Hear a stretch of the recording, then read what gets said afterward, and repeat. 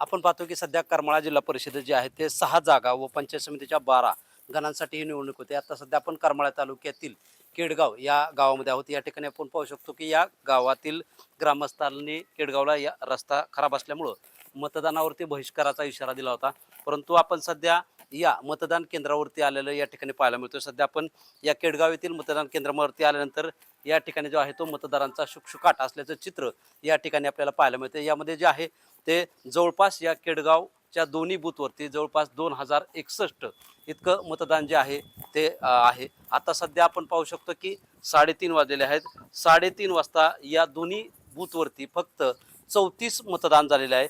यामध्ये जे आहे ते ग्रामस्थ या रस्त्यासाठी उदासीन असल्याचं प्रशासनाच्या विरोधात असल्याचं पाहायला मिळतंय. यामध्ये फक्त 34 मतदारांनी आज जो आहे ते या 3:30 वाजेपर्यंत फक्त मतदानाचा हक्क बजावला असून 5:30 वाजेपर्यंत मात्र यामध्ये जे आहे ते टक्केवारीमध्ये वाढ होते का हे पाहणं गरजेचं आहे. शीतल कुमार मोठे, TV9 मराठी, करमाळा, सोलापूर.